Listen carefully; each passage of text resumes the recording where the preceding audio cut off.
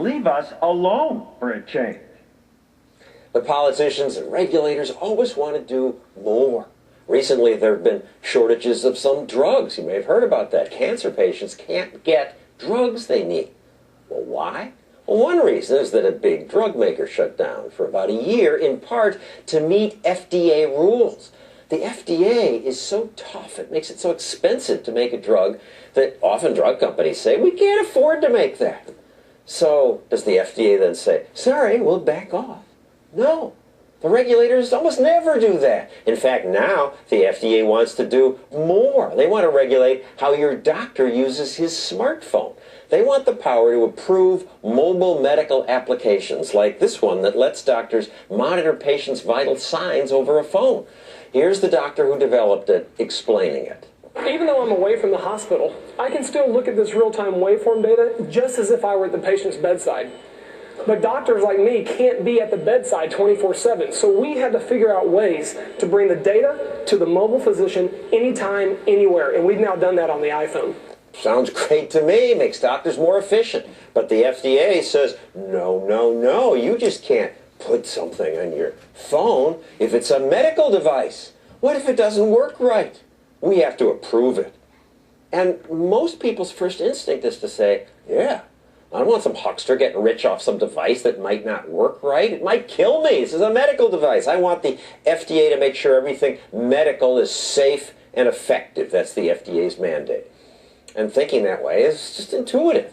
But lawyer Jonathan Emord says what's intuitive is wrong. Why is it wrong?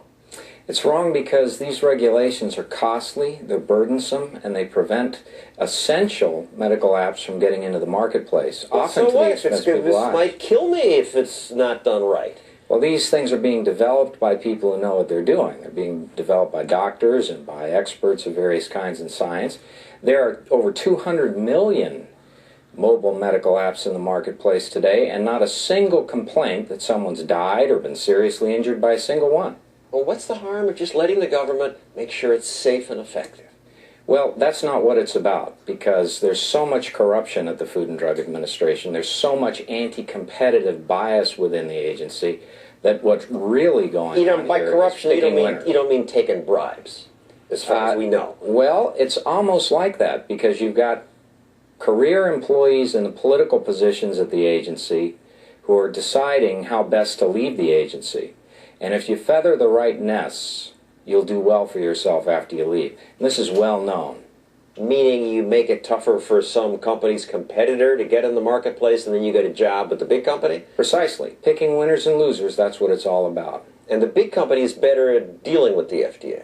Oh, yes. They have lobbyists constantly working it over with the political appointees. Unlike other agencies, the lobbyists have an open door at the FDA. And what are we losing? By the regulations? Yeah. Oh my goodness, we're losing time, precious time that lives are dependent upon.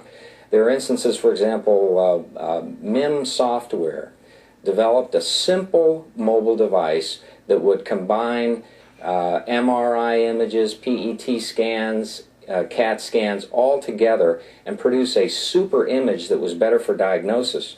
To get that through the agency, right here on your phone? Right on your phone. To get that through the agency took 2.5 years and cost them hundreds of thousands of dollars.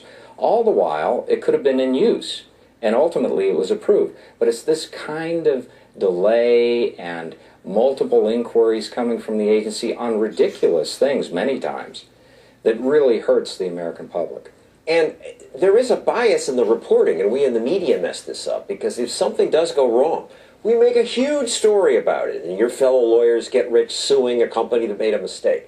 But when they delay it for 2.5 years and people die, we don't know who those people were because they didn't have the thing. Well, that's right. I mean, if you take, for example, Earl and Grant Wright, who created this simple thing. All it was 2 sheets of plastic with silicone gel in between that would be used for self-breast examination. It worked in a fantastic way to exaggerate the presence of a tumor at an early stage. A woman would use this for self-examination. Exactly. And that thing was kept off the market for 10 years. It cost the company millions of dollars to get it through the FDA. All the while, doctors around the country are clamoring for it because it's so beneficial. And there's no, what's the risk involved with that? I don't hear the companies complaining about the evil FDA being too slow. I don't hear a peep. In fact, I hear the big companies saying, we like the regulation. Well, it has a great anti-competitive benefit if you're in the sack with the FDA. But when you're outside, there's another risk. If you raise your head above the parapet and you become vocal in your criticisms, the FDA remembers like an elephant and will stamp you out of existence. That's the threat. They'll punish you. This person complained about us. We're going to take an extra week on his application. It's so much discretion in their hands. They sit like emperors reigning over this stuff. All right, we would like to hear from the FDA on this. If you're an FDA person who wants to be in this show, give us a call. Thank you, Jonathan Emord. Up next, the government's plan to protect you from street vendors who sell flowers.